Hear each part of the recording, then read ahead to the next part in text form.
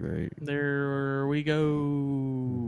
Welcome, everybody. This is episode 161 of the Herpetoculture Podcast. I'm Justin Smith of Palmetto Coast Exotics. And I'm Jacob Bratz with Longleaf Reptilia. This show is brought to you by BlackBoxCages.com.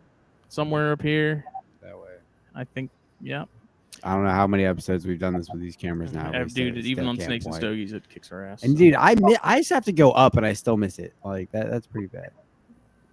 But check them out. You need a rack, you need a cage. Hit them up. Best lead times. One of the best lead times in the biz. Black PVC, white PVC, cages, racks on racks. Very customizable. Get Tons of options. Get lights. Get radiant heat panels. UVB. Anything you want. In those cages, they're ready to rock and roll, man. Hit them up. Facebook and Instagram. Racks come heated. Got one of the best racks Belly in the heat, biz. back heat, all that. All the goods. Best of the best. And then if you need some, if you by pure coincidence, if you happen to need some hot sauce, check out Steve Snakesbury and his Venom hot sauce. I mean, it wouldn't be a coincidence. Oh, I just hit my face. It might be. Why would it be a coincidence? I don't know. Everybody needs hot sauce. Everybody needs hot sauce. I'm not a big hot sauce connoisseur, but yeah, but it's like sometimes I do truly get a craving for that cottonmouth sauce sometimes, where I'm like, I wish I had some Steve Snakesbury cottonmouth sauce. You just gotta keep it like in the cabinet, right? I do. I need even if you don't use it daily, you gotta have it on deck, man. I mean, come on. True. We live in South Carolina. And then I guess unofficially Bang, dude, because I wish they would sponsor us. Get out of here. They won't, because I'm not a super fit 20-year-old with a six-pack. I'm very much their average consumer. I'm 26. So I got like a 6-pack jelly roll going on over here, and you can work with that. If you're a jelly roll, I'm the whole pack of pens. But I will say, I've started I've been walking in the mornings, minimum of like 2 miles, trying to get more active, trying not to eat like an idiot. But the Bang, I can actually kind of tell, man. You look a little. Thanks. Slimmer. I've been doing it for like 2 days now. No, well. Yeah, that's good results then. Yeah, great. I got this my Fitness Pal app, so I've been like logging meals and trying to. You're going all out in these I'm 2 trying, days, man. Woo! But the Bangs, already downloading apps, and the Bangs don't even register because it's 0 sugar, 0 calories, all that good stuff. It's straight crack. Pretty sure crack is 0 calories. Straight crack. It's perfectly fine. This is the raging raspberry hibiscus, and it's delicious. The hibiscus is actually meth added into it. That's the street word. The raging part is what gives it away. If it's a raging hibiscus, then it's that's that little extra dab right there, A little extra bump. Yeah. I'm saving this bad boy all day. You gotta at least cut back on those things, man. Come on. No. Come on. Just tone it back. I want to, but I'm also scared of the withdrawals and what my body will do if I decide to just stop cold turkey. Oh, yeah. I wouldn't stop cold turkey. You just stopped in order to sleep for, like 8 hours. I still sleep just fine. Like literally I've had one of these and then went and took a nap, which I guess is kind of counterproductive to the whole point of them, but my body is still like But imagine if you didn't have that though, man. You could sleep so long. I still sleep fine. Whatever, dude. I don't know. I'm just trying to look out for you and your heart health, but that's why I'm walking. I don't know.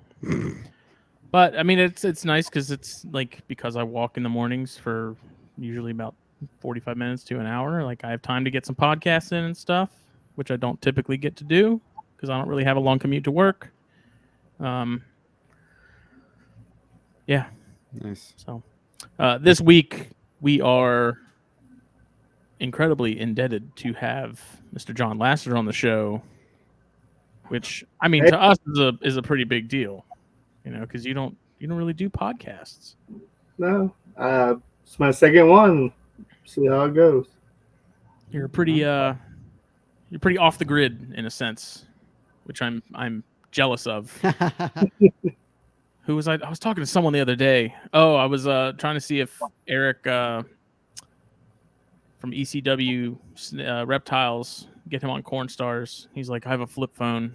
I was like, that actually sounds amazing. It sounds really nice. Just the simplicity of it. Yeah. You get a call, you get a text. That's it. So, Texting on those things would be hard. I'd get one of You those gotta press slide the- phones again. press You the know what I button mean? 5 times to get to the. You know what I mean? Like one of the ones that like slide sideways. You got one of those wide keyboards. I had one of those, a sidekick. Yeah, dude. I had a couple different kinds of those. I had one that slid up for like the numbers, then slid to the side. I had the one with the screen where the screen flips out and the keyboard's underneath the screen. Oh man, I thought it was going to be way cooler than it actually was. I never got That that. thing was a giant brick, and putting that in your pocket, it looked like I had a tumor or something in my leg. It was just bizarre. Not nearly as awesome as Paris Hilton made them out to be. Oh my god. But anyways, John, thank you so much for joining us tonight. How are you doing on this eve? Oh, I'm all right. Been a long week at work, and I go up to Houston and work 3 days a week, and then come back here and finish the week. Sometimes it's 1 day, sometimes it's 2 days. So I got to work tomorrow. So. Oh man, you're like 3.5 hours from Houston, aren't you? Yeah, exactly 3.5 hours. Yeah, that was. I used to live in that area, and I remember that drive to Houston was daunting. Not fun. Were you a Star Wars guy? Yep. The hat told me everything. Hey, wait. Oh, there it is. Yeah. Nice. So since this entire podcast is pretty much turning into a Colubrid podcast at this rate, you're kind of doing some of our favorite things. West Texas herping, king snakes, Bairds, and you're good buddies with Chris. So he's the THP Man of the Year for 2021. So hell yeah, he's a good guy. Yeah, he's the man. So just quick sort of general intro stuff. What are you currently working with? What are your focuses and all that? A little background. Okay. Oh, you want to go background? If you want. Okay. I grew up on 100 acres in Rockport, Texas. Actually, Fulton, Texas. I found a lot of animals there. I didn't know what they were. My dad was a mechanic for the area, and I started working with him when I was like, I don't know, about 7, 8 years old. And I went up to Goose Island State Park, and I saw the pamphlets there where I forgot the ranger's name. Can't think of the ranger's name off the top of my head, but I learned about all the local snakes. And when me and my dad were out hunting or fishing or whatever we were doing, I would go up to it and go, "Oh, it's a rat snake," and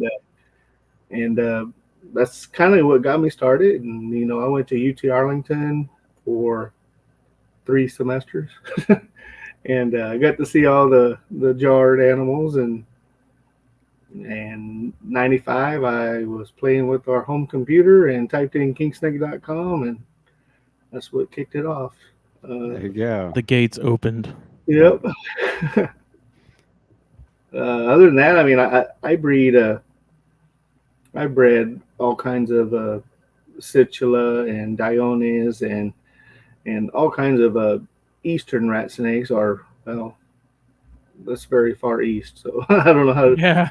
European rat snakes, or Far East rat snakes, or however you want to call them. My main thing since 97 has been Alterna, Leonis, Mexicana. Mexicana, for those that don't know, is a San Luis Potosi king snake. And, I've done Greer Eye for the first time last year. Yeah, last year was the very first time I ever had a Greer Eye lay eggs and they hatch. Other than that, I've done every common king there is. Oh wait, I forgot Ruthven Eye. Sorry, Ruthven. I was gonna ask if you did Ruthvens, because those are I had one of those as a kid, and that was a freaking cool king, man. Yeah, I got an F2. In 2013, I sold my whole collection to a wholesaler and got out until 2016, and back in for good now, I believe. Yeah. And I had a bunch of Tapalpa and Amialco Ruthven eye, and I have 3 Amialcos right now. 2 males, 1 female, but one male's albino and the other one's non, and the female is non-head albino. So I'm breeding the normal ones this year. A lot of people have told me I need to produce them, so I'm gonna try again. Other than that, it's always Leonis and I've already said Leonis. I'm sorry. Let's go into Getula, Getula, Getula, however you want to say it. Spatula. Yeah. California Kings. I've always had California Kings. Not because they sell, it's because they're so easy to get to feeding, compared to all these Mexicana Kings that are a pain. That I've kind of, I have my six steps, and if it gets to the 6th step, they're getting cool, then I'll try them next year. So I've been helping Chris out with that some. So Yeah, I was actually just talking about that with him the other day because he's been in my ear about Leonis a little bit, and he was talking about some of the Dude, they're breedings so cool. and he was going through his process that you gave him for getting babies going. He's like, they're really not bad, man. I used to do this, then I do this, then I do this, then if that doesn't work, I do this. Then I do this, and it's like, oh yeah, that sounds super easy. Plan Like A through G. yeah, like that's Well, it's a cakewalk. yeah. So I don't go by species anymore. I mean, I've had corn snakes that were worse than this, so Oh yeah. I really don't go by species anymore because, I mean, there's this. I don't know if you want to get into it. There's a Laredo line. This Laredo line is great eaters. Even the ones that don't eat, you just tease fees. Mm-hmm. I get them by the hand and tap them on the nose, and they take it and set them down real fast, and they take it. Then there's these other lines, Applegate lines and bobble lines that are a pain, and it takes a lot of effort. Yeah. Yeah, Chris was saying though, the Greer eye are those the worst of the lot in terms of getting those going? Are they about the same? The 4 I hatched last year all got going. So Oh, okay. I don't know. We were talking about those recently, and I just remember him saying, they're I would say Greer eye are the toughest if you want to go by species.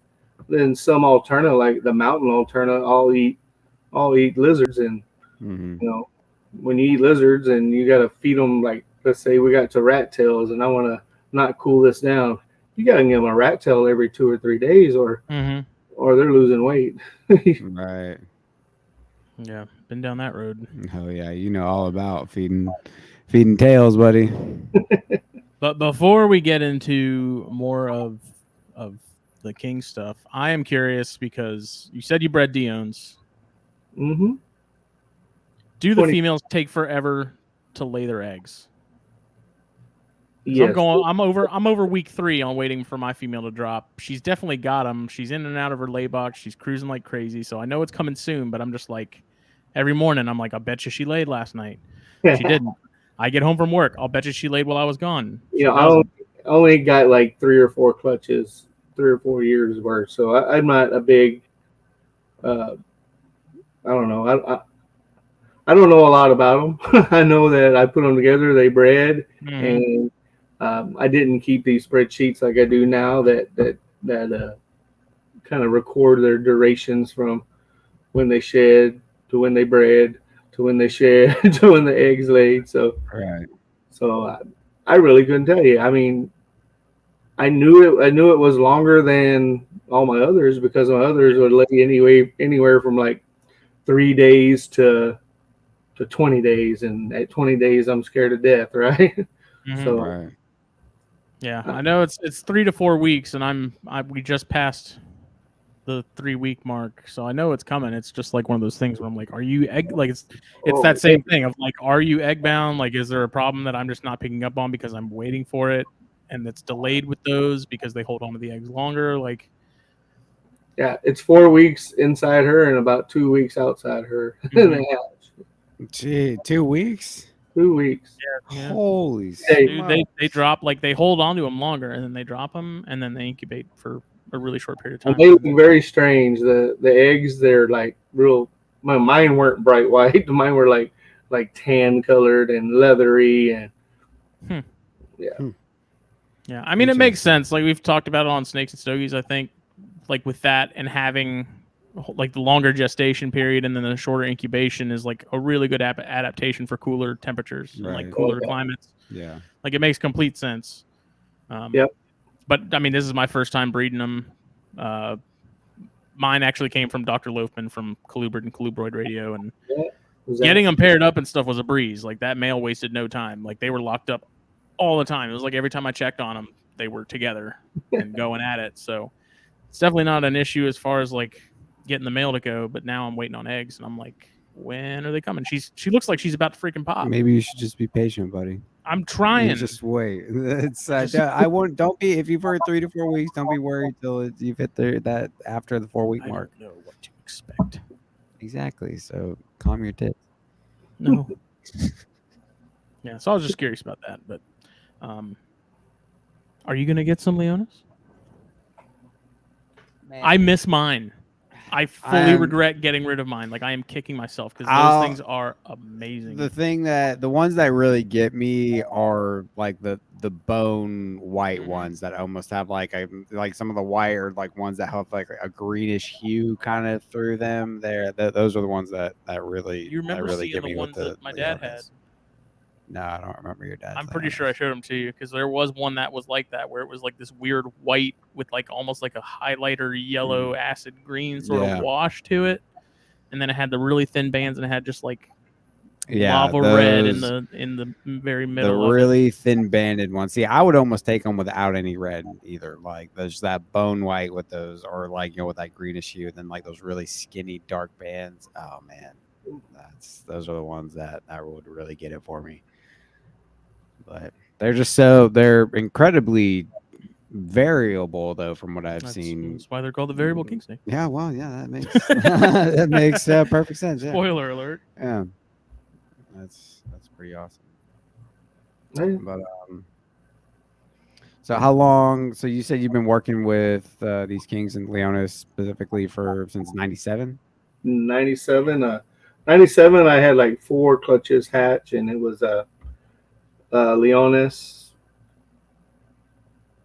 Alterna. I was almost at Alternas like it used to be. Alterna, Mil Morum. I don't know, orange graphite snakes. A lot of people don't know that. And California King. So that was 97, and then I think in 2000 and no 99, yeah, 2001, I had everything. There you go. all the Cow Kings and had them reading. I never bred. I've had a couple Easterns. I've never bred them. I have one still from Chris that I don't have a mate for, but he needs to pay rent. So I'm just kidding. With the way mice prices are going, you're not wrong. Yeah. Yeah, mice prices. Shipping's gone up a little bit. Mm-hmm. And mice, definitely. I remember when mice were 10 cents each. Oh, gee whiz, man. And that was in 2000. So 22 years ago, there were 10-cent mice. Inflation. Yeah. And now what does a pinky cost? $1, 90 cents, 80 cents, something like that. Yeah, pinkies like pinkies 50 cents at the lowest. Yeah, I want to say they're around like 60 to 80 cents a pop. That's for a pinky. Yeah. I want to say 60 cents is sticking out of my head for some reason, but I mean, I should know. I literally just bought a bunch not too long ago, which we really need to get. But when you buy a bunch, you don't look. Oh yeah, no, that's it. I just hit order. Do it. Don't look. I mean, I actually do though, because I look at stuff like that like pretty hardcore. Like I compare a lot of sites, but now I need more specific stuff, and Rodent Pro is essentially the only place that sells some of that specific stuff, you Mhm. know. Like hairless mice. I need hairless mice for water snakes, but nobody sells hairless mice other than Rodent Pro. And it's like, if I don't just give them Rodent Pro, that because I'll be honest, like Rodent Pro isn't my favorite company. I don't always love their quality of mice. You know, that's Well, I not. didn't know if we can say that, but I use Rodent Pro maybe Mm. 5-10 times over the last 30 years, and I'll never use them again. Yeah, no, I do not love them. I was gonna go through Big Cheese because they seem like a really, That's you who know, I've used in the past, and I like them a lot. I've heard a lot of good things about them. It's just like now that I need this hairless stuff, it's like, You can do I shove pay it on two separate shipping prices? You know, and Yeah, just get a shaver, dude, and just shave them. oh god, No, you know Montrose, right? Montrose will show you how to suck them. oh Shuck jeez, 'em. man, oh god, yeah, that's it's a thought. I've thought about it, man. I was like, I could just skin these freaking things, man. Like, really? I don't know. That's It's kind of Casey did it when he had the emeralds that were struggling. yeah. I don't. Doesn't I sound don't pretty, know. but Yeah, I don't know. I don't know. I load them up on pinkies till they need big mice, and then they just get they're And you get scared. rat pinkies. That's actually I didn't even think about that. That would be a good upstart. I didn't even think about rat pinkies for some reason. That makes perfect sense. Oh jeez, I'm an idiot. Those ideas are dangerous, John. Yeah. No, I like it though, because now that gives me a little bit more. I legit never even thought about it. That gives me a little bit more leeway because I give them a variety of stuff. I think rat pinks would be a good source. Yeah. But anyways, So moving why on from that. why Desert Kings in particular? Was there always some sort of draw to those for you? Well, You know, in in terms- Corpus, we have two king snakes, and we have a annulata and we have a desert king. So they were like always had them, always found them, always tried to breed them. So now I got some of Don Shore's. Man, I produced these adults back in I think it was 2011, and I'm breeding the adults every year. I need Wow, to hold back some babies still again. that's awesome. dude, time is getting so warped because when you say 2011, you're like, yeah, that was only like 3 years ago, and you think Yeah, about it, it's like, like, no, that's that was like 11 years 11. ago. It's just it's killing me Yeah, because I think of some of the chondros that I have, and it's like those are 4-year-old snakes, dude. and they're not that big. And I like, is it me? Do they just need to be fed more? I don't Yeah, no, I feel that.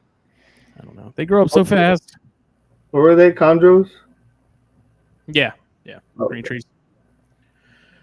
Yeah, Stupid, useless green they are snakes on a useless. stick. They're good. It's a good thing they're pretty. Damn it, they are. Oh, they are. They're boring. They're Yeah. like a sleeping pill in snake form. If you took Benadryl and made it a snake, Yeah, that's a chondro. But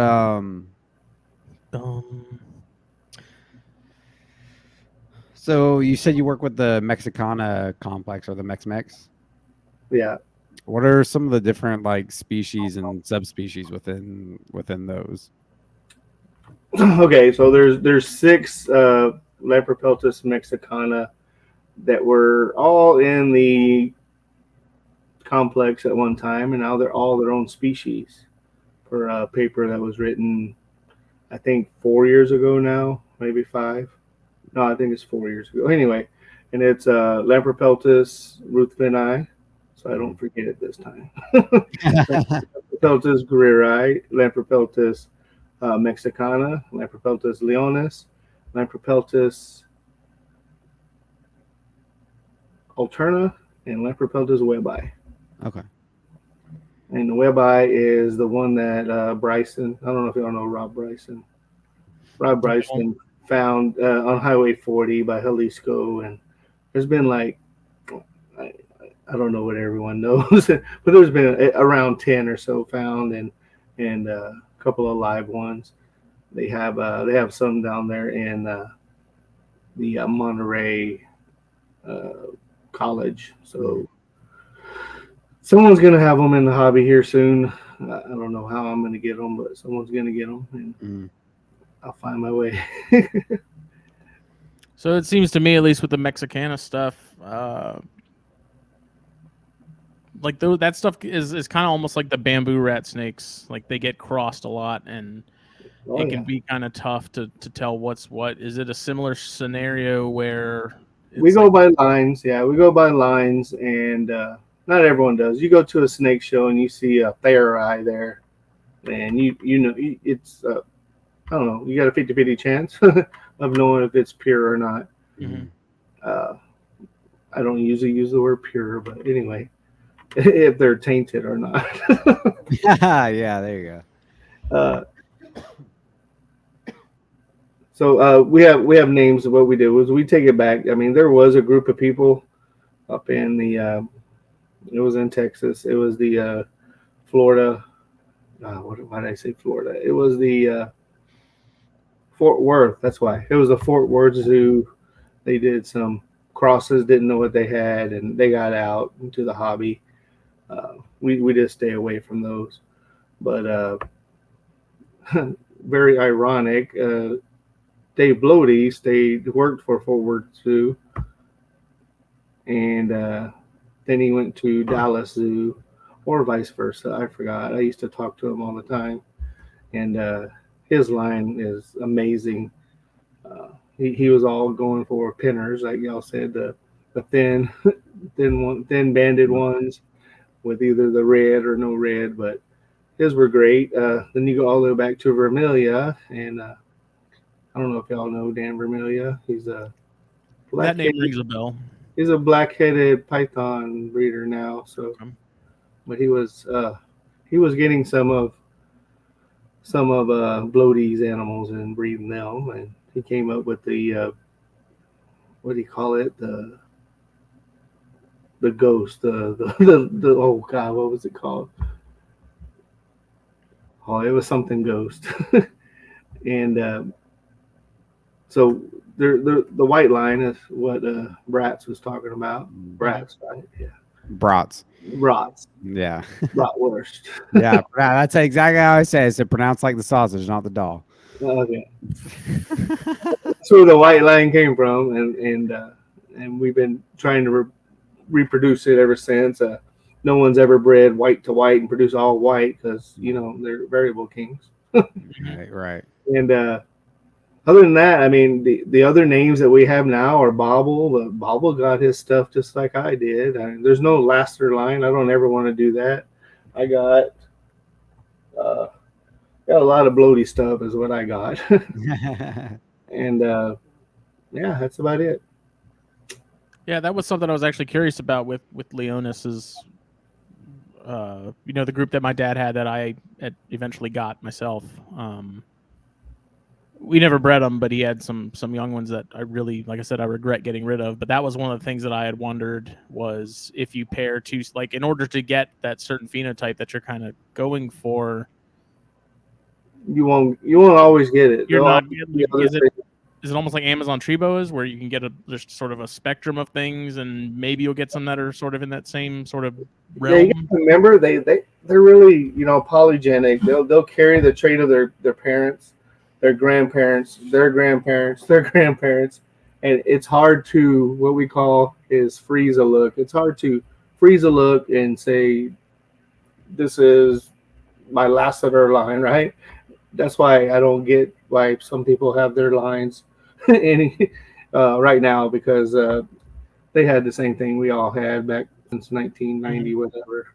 So just if you're trying to get like that white look, like you were saying, like you can't. It's not as easy as just putting two white. Yeah, I got a white milk snake phase and I got a white pin band that I'm gonna breed one of these days, and we'll see. It might be next year if he can do it.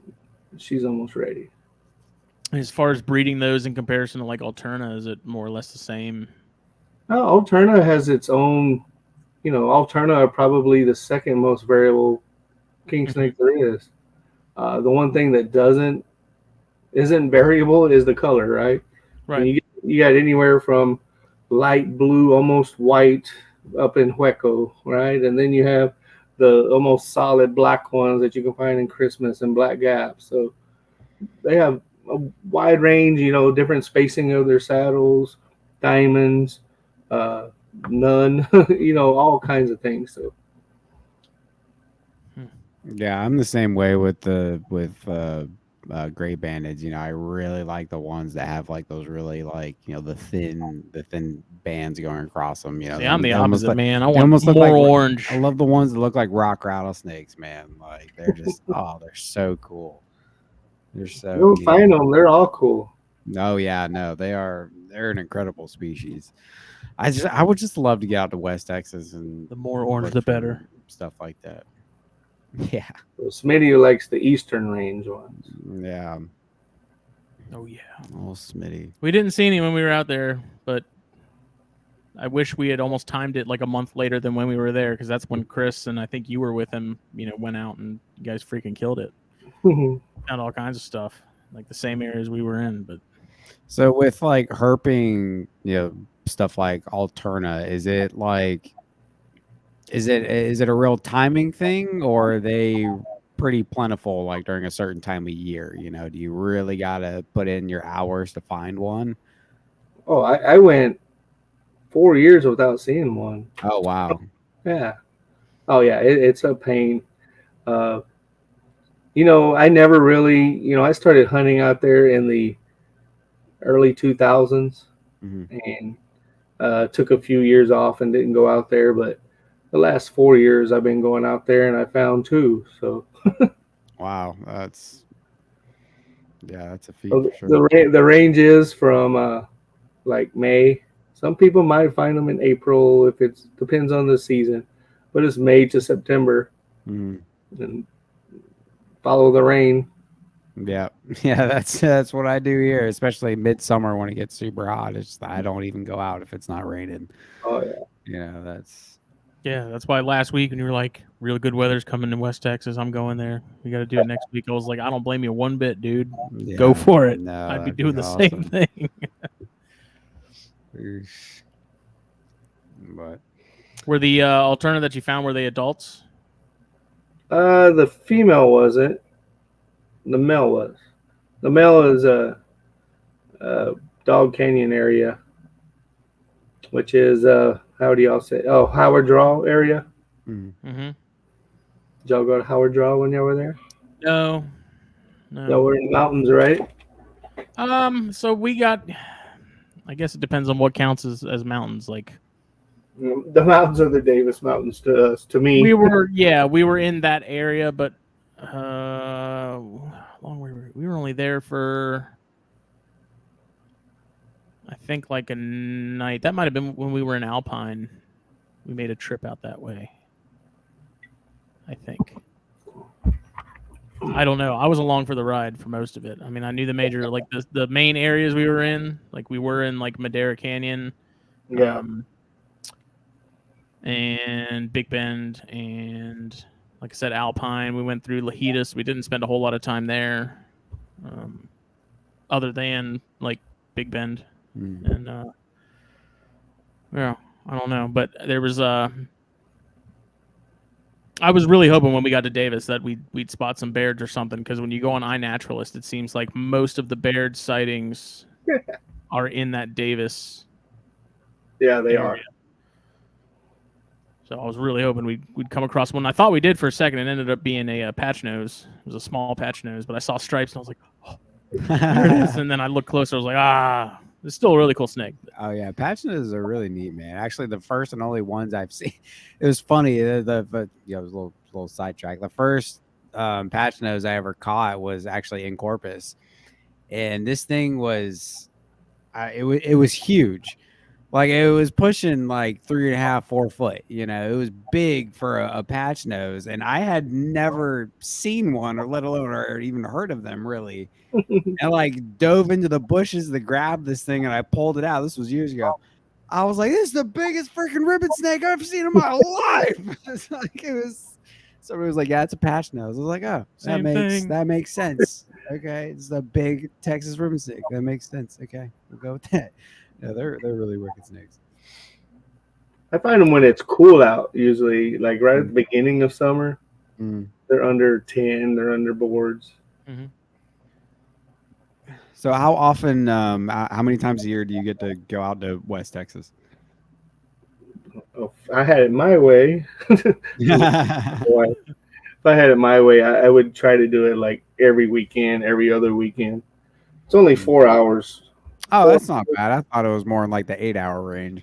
Oh, it is to Alpine, but Yeah. it's 4 hours to 277. So Okay. it's Yeah, four that and a was half hours. Four and a Texas- half hours to Dog Man. King.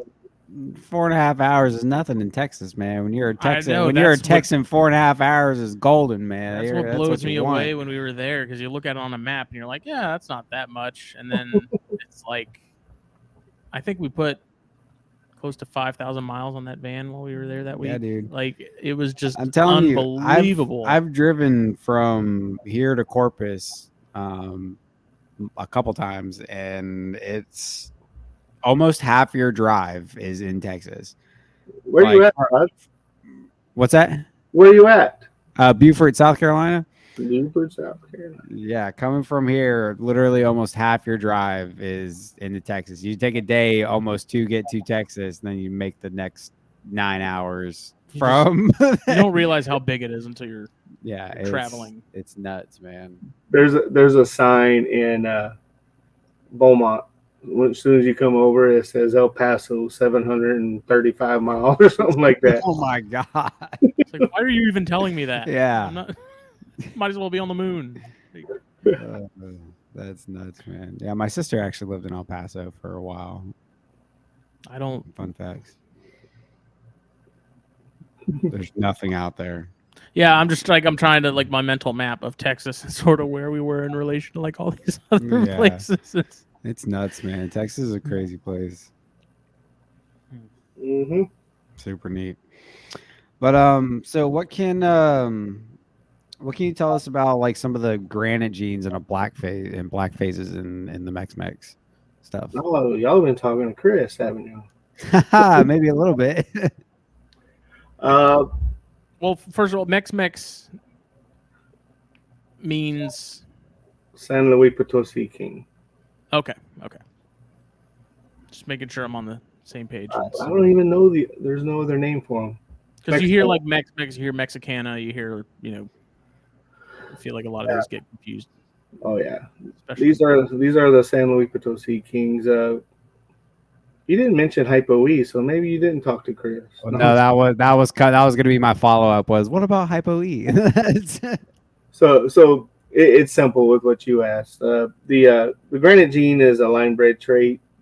I believe they got them from the Galvans in West Texas. Took them to Europe, line bred them, produced more speckled granite animals. They came over in the late '80s, early '90s. Okay, so it's not even like an actual morph. It's just a it's dash of communism. selectively bred, type deal. Okay. And so when you outcross it, you'll produce. If you breed a normal, I call them classic phase, a classic phase to ultra granite, you'll produce maybe one ultra granite, and then everything in between back to a common. Yeah, the normal looking. But you can't. Yeah, but I tell people don't sell them as normals. Sell them as a granite parent. Yeah, right. It'll spit out some next go around. So even one that came from a granite pairing, that looks normal, it could still throw the granite. Oh stuff, yeah, correct. Okay. yes. When Hypo E, you want to talk about Hypo E? Oh yeah, that was going to be my follow up. But I know you're really the only one working with Hypo E. So Well, Scott Ballard had a pair. I haven't talked to Scott in about 2 years, so I don't know if he still does or not. Scott Ballard, I don't know if y'all know him. Do y'all? No. the name sounds vaguely familiar, but not anything. I don't know him well. He's one of the milk guys that Aaron Bayer and what happened? Hey, you got some pictures up. There's a hypo. Oh, is it this guy right here? Yeah, that's a hypoerytheristic. So when you say so hypo E is hypoerytheristic, correct? Yeah, the urethrin, Okay. Mm-hmm. the red is reduced. But when it gets to be older, those will be white saddles. So I don't know what Oh it wow. really is, but most of its life is hypoerytheristic. Wow. Uh, I bred it to every phase there is, and I've only produced hypoerytheristics if I breed it to another hypoerytheristic or if I breed it to a black phase. So black phase is ontogenetic also. Mhm. There's my little babies from last year, my Gurai. Oh, Yeah, that's so nice. yeah. So is the hypo E is that another line bred trait or is that an actual like mutation? They come from Bob Applegate. Although, hey, there it is right there. Stop, stop. Go back down. Go down. No, Down or up? down, up. Go up then. There you go. Keep going up. There it is. Go down lower. Right there. Okay. I think Right we're a there. little This guy. delayed. No, you're looking at the Mex Mex. Go close that out. Look at the bottom left. It's a terrible picture, but that's it. And what is that?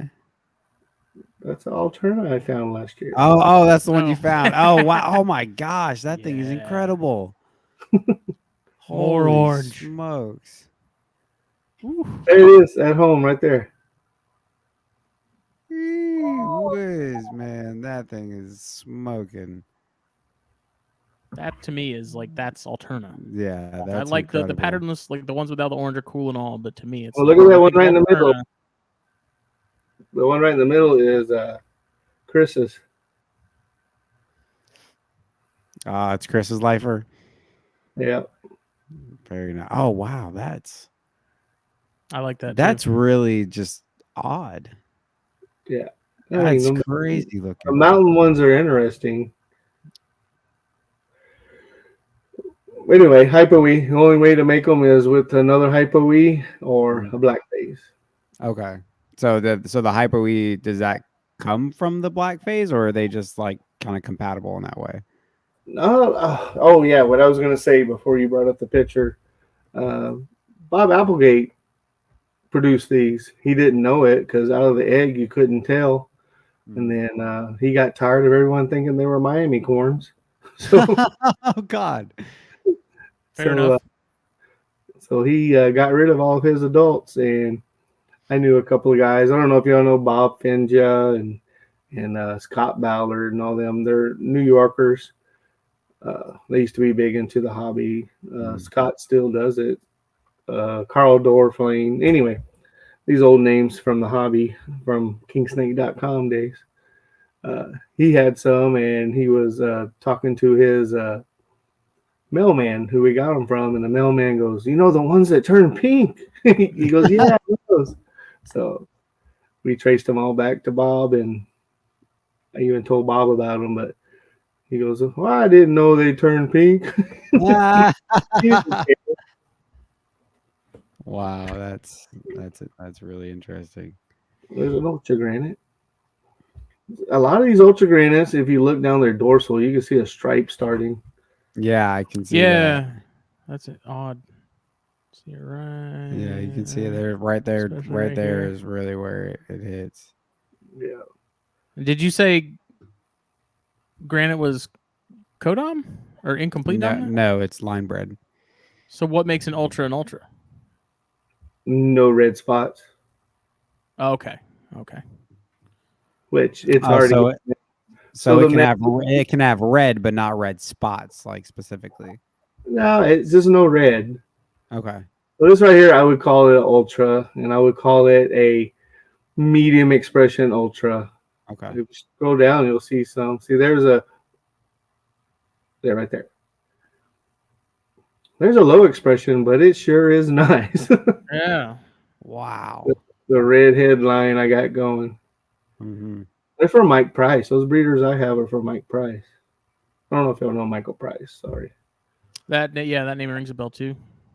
Ooh, I like this. So There's my as is Wow. Yeah, that's my Lassiter Loco line. That is incredible. That popped out of a Hypo-E by Hypo-E. That one that you brought up earlier, where I said you're just bringing up the regular Max is the Yeah. sibling to it. The one right above it, right above it, This one. right there. That's a Oh, that's a sibling. sibling? Yeah, Oh my goodness. That's nuts. yeah, That's incredible, man. yeah. Look at that.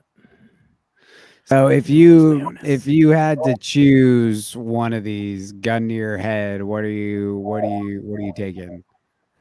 Uh I'm still a Mex guy, so I would say, look at that stripe. See a stripe on Yeah, the there's tip? that Oh line. my Yeah, gosh. looks like a granite spotted python almost. Oh yeah, it does kind of. Yeah, I That's would say I would amazing. take Mex because they're one of the first I bred. Mhm. Alterna would be the second I take in that order. Tomorrow I might say Alterna. I don't know. Look at all these mealworms. those are Mealworms. those are from the stripe line. If you look close, Yeah. Yeah, I actually have a trio of thorn scrubs that will throw like the more aberrant looking kinds. I don't know if those would be the same ones or not, but shatter. shatter. Okay. So I have a That's question with these incredible. two. I have a pair from Nueces too, from Chris. Yeah, I produced them. No, Oh, these are he caught. These are this is a pair that he caught like last year. yeah, he caught one of them. I caught the other, but yeah, Yeah. I put them together, and I have yet to see any sort of action from them. Chris had mentioned maybe pairing them later, like they just go later in the year. Is that pretty standard for those, or what's? mine do go later than all the rest. Like all of my kings are breeding right now, but my striped Milmorum are not. When do you usually put yours together? Just look on my spreadsheet and it tells me when they should be breeding, Huh. which is probably I'm 3 weeks behind schedule. So hell, probably in about 3 more weeks. So six, 7. Yeah, about 3 more weeks. What time did you bring them up from brumation? That would have been February, like mid February, early February. Well, they should have bred by now. Yeah, I don't. I mean, I put them together. They stayed together for a while. I never saw anything. Oh, go back right there. Which That calking that you're on. No. Holy God. What? That is insane, man. I'm a sucker for really nice calkings. Like I don't keep anything That's Lamprey. actually not even a good example of a mosaic, Oh my God, but dude. that's like 80% mosaic. I love that look. That thing is out of this world, man. Yeah, it's cool. Wow. Scroll down right there. Whoop. Down one, left one. Oh no, down again. Well, we can look at that one too. That's right out of the egg. They look real silvered. Oh my God, man. the spots on that. These are incredible. Oh, there it is. See the Mex right there on the far left? No, one more right there. That's the first of its kind. That's a Hypo-E Ultra Granite. Oh, that's a hypo. Oh my God. That thing has no red on it. Nope. So that snake should, even though it's the ultra granite, that should follow the same pattern of the hypo E and getting like more pink as an adult, correct? Yeah, but they're the only pink. I mean, I can barely see it, but on the neck, right behind the black dots, Mm-hmm. only pink on it. Wow. Do you The think pink, it'll develop more as it ages? I think it'll turn white. Oh wow. Yeah. Do you have pictures of adults in here? Like Yeah. the ones that have fully. Well, that one that y'all pulled up first was an adult. Okay. There it is. There it is. Open it up. Oh, right there. That's the hypo E. See that little pink mark right behind the ear? Yeah, I can see Yeah, it right right there. there. Yeah. Gee whiz, man. It was a black. So you're really the only person working with the hypo E stuff right now, correct? Yeah, and like I said, Scott Ballard might have some, Oh, but okay, I got but I bought out. I said his name earlier. That's some of the Loco line. So those weird It saddle almost shapes. looks like a freaking mandarin.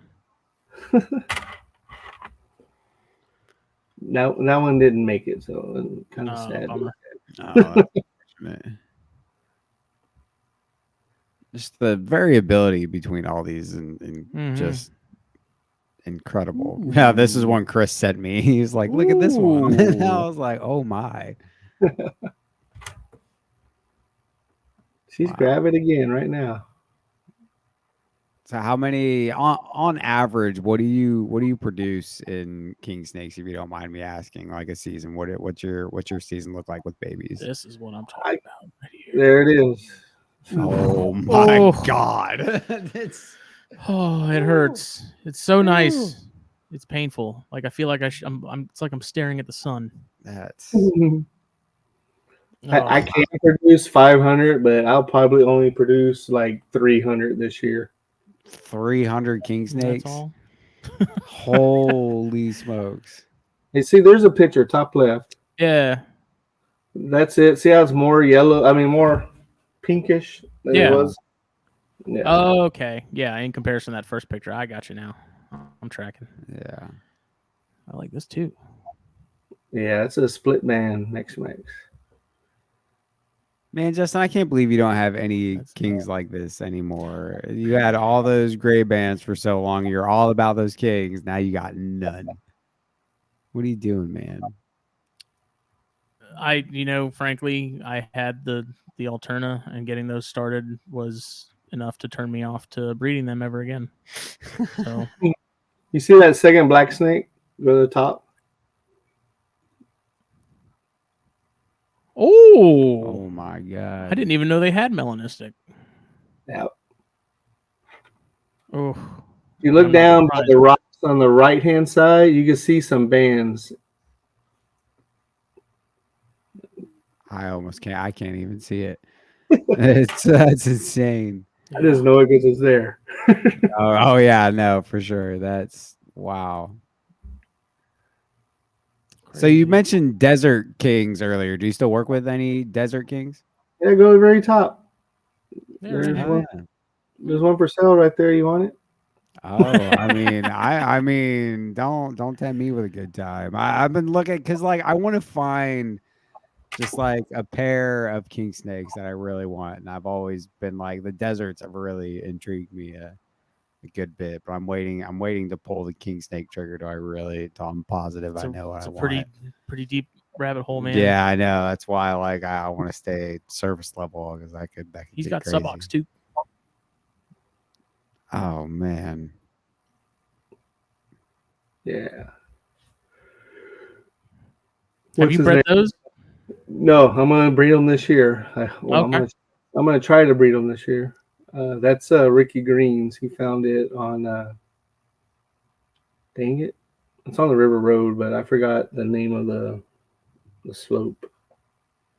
And I mean, this is what we should all be here for, anyways. Oh my god. Some Bairds. On the Oh west. man, you herped that? Yep. Yeah, it's right here. Oh my god.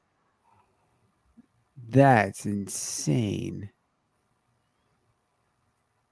And from what I understand, when we were sort of talking about, at least when I was talking to Chris, and you guys were finding some of these things, he made it sound like Bairds weren't really something you had paid much attention to previously. Like you had never really done much with them. And what year was it? Probably 03. I kept a couple of birds I found. I never raised them all the way up and bred them. I gave them away. again in 06 or 07, something like that. And here I am again. I got 2 males and no females. And are you trying to just do ones that you've found? Like you trying to get Yeah. your locality projects going? I got you. Yeah. And that one was like a 277 area, right? Yeah, west of 277 on Dog Canyon, Howard Draw area. Gotcha. Very nice. Yeah, that's that right there. That was some Baird's action I could get in on. All right, I don't know about your little measly stuff in your snake room in there, but that was a nice Baird's. Okay, that was, ooh, buddy. Like half my collection is Baird, so I'm partial. Yeah, you just gave away like 6 of them. I didn't give away 6 of them. What the you talking about?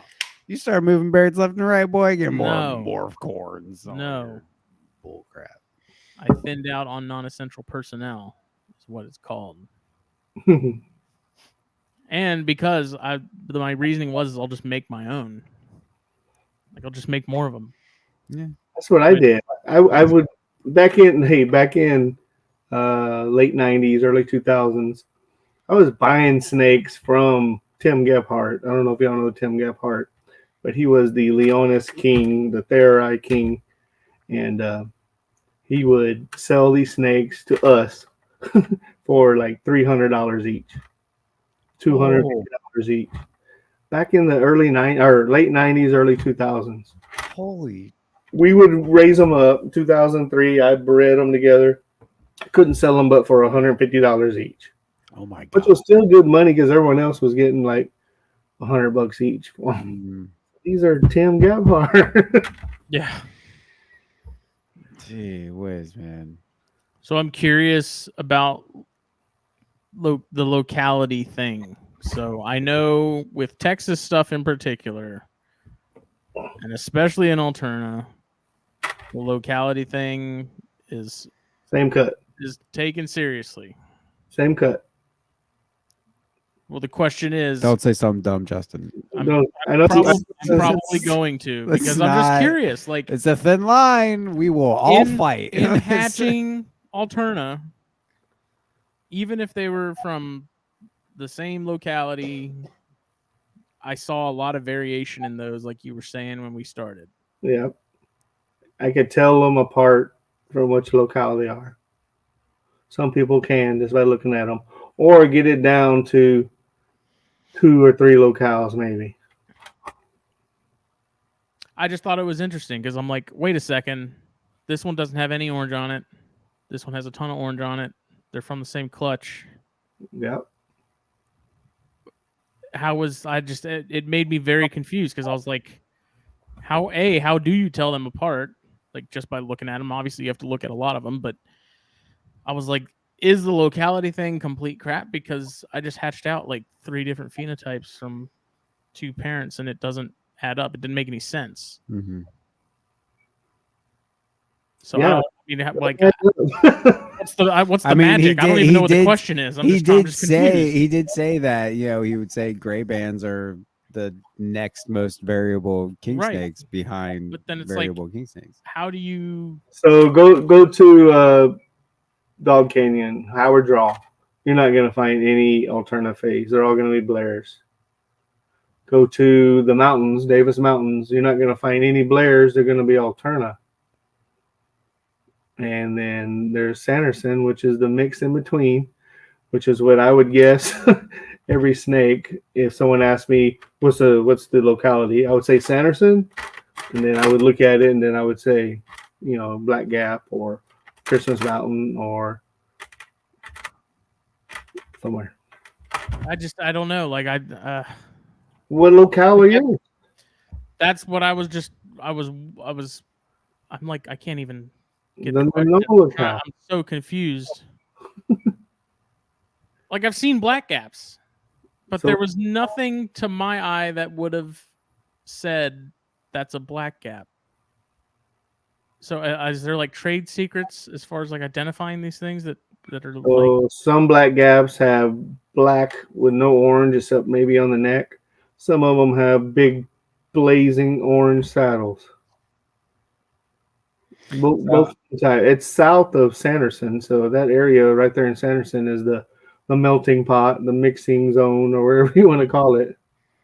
So it sounds like there's a lot of traits for each locality, and like you kind of have to know each of those traits, and that will kind of tell you, even though they may be minute and very different, Mm-hmm. there are those certain things, there may be a lot of them, but there are certain things with each locale that you can kind of identify. Well, Black Gap has the white. Yeah, a little example. Black Gap has the white borders, but it isn't Okay. as wide. Isn't as wide as Christmas Mountain. Christmas Mountain is due east, exact same longitude, just about due east. I mean due west. Sorry, Christmas Mountain is due west of Black Gap, and they're pretty much the same animals. You can tell them apart if you know, but I don't know. Like we had some Christmas mountains, and I think they're with Chris now, but they had like that sort of speckled, almost granity-ish look that I've usually associated with Christmas Mountain stuff because I don't recall seeing any other locales that had that going on. yeah. River But Road. One more time. River Road does. I mean, if you go Mhm. south of Christmas Mountains and hit Presidio and Lajitas, you'll see some. I mean, Terlingua and Lajitas, you'll see some. I don't know. It just the whole thing, like I said, it just made me wonder, like all these localities that we see for sale from people that maybe aren't as heavily into alternative, but they have some. Like, are they legit? At this, like, does it really matter as much? Because like with Baird's too, I felt really dirty about the potential for mixing Baird's localities because of what I have, and part of me was like, no one's gonna care because no one cares about Baird's. Well, Baird's, I mean, I would go by county at least. Oh, there's some big counties in West Texas, Yeah. bigger than Rhode Island.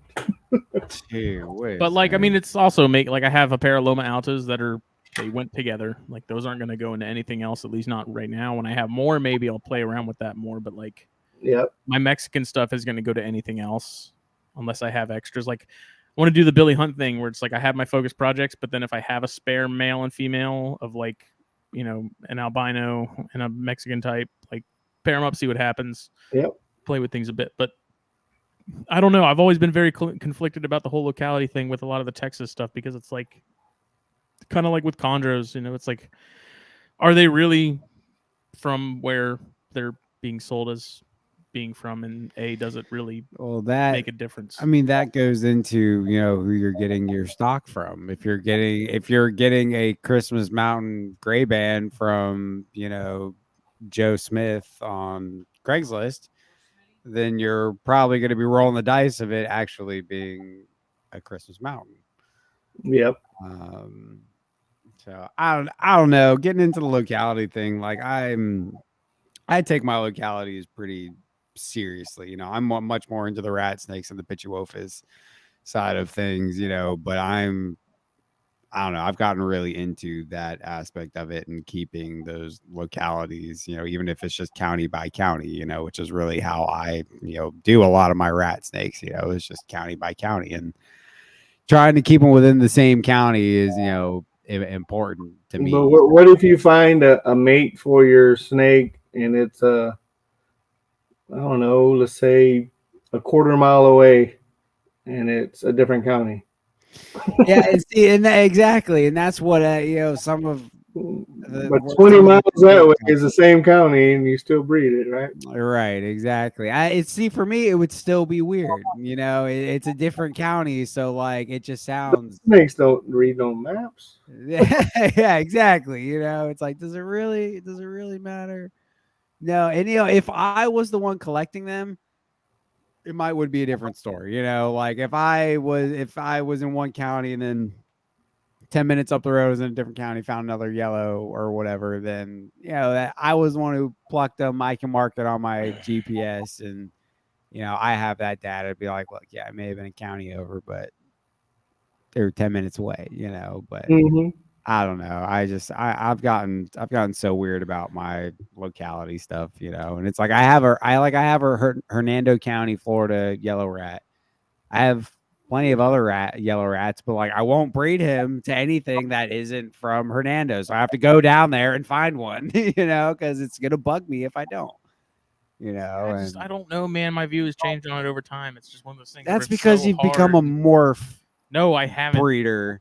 Morph breeder. You douche. No, I'm just Oh my kidding. God. I'm just kidding. I just like that for the longest time. I was of the mindset, and maybe it's just because I like as a kid, sort of growing up on kingsnake.com and seeing like the talk of Alterna and stuff like that. So it was like, you do not cross Texas stuff ever. And so that was a kind of a hard mindset of mine to break, because then it was also mixing localities of Alterna. People are like, well, what locality is it? And you're like, well, I mean, it's just an Alterna. It's just like a generic sort of.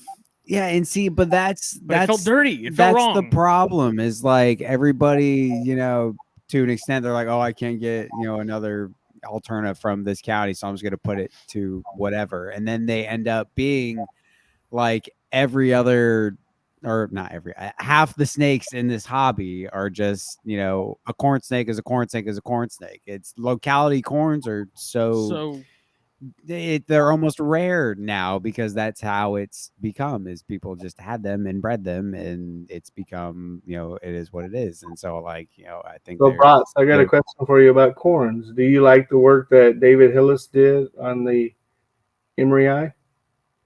Yeah, I think Emery Eye are great. You know, I don't know what he did specifically. He was part of the team that just split them. That made mealworm a thing. Mealworm. I call them mealworm. Mealworm. Me and Chris call them now as mealworms. Yeah, like, and some of that's, yeah, They're well, the ones down here are 6 foot snakes, and the ones in, let's say, Colorado.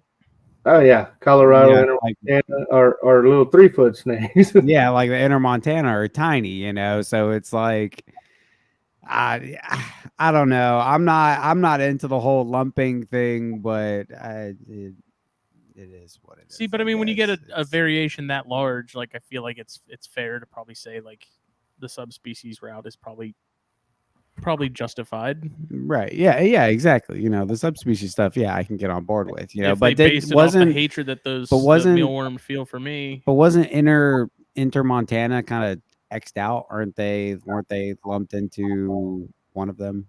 Yeah, to Emery Eye. Emery. Okay, yeah. See, that's, yeah. No, I don't. There's no more. What are they called? Pantherophis. I mean, what are they called? You laughing? No, the corn snake in Texas. Oh, Slowinski eye? Yes, Oh, yeah. Those are all Emery Eye. Yeah. Okay. Yeah, I don't know. That's the whole Emery Eye thing. That's a hairy complex for me. And again, that's also why, because of that whole argument on, you know, I want to take it a step further and say they're all corns. Yeah, there you go. You know, but that also goes into why I like the county by county thing. Well, they don't breed with Lobsoleta, even though they live in the same overlapping area. There's no intergrades? No, none, zero. Wow, that's just like corns and Obsoleta. They don't breed together. Right. We were talking about that not that long ago. Like, we've never come across anything that would make me think it was a yellow corn intergrade. Yeah, I've never. But we find both of them fairly regularly. More yellow is more than anything, but yeah, that's a good point. You don't see the interbreeding.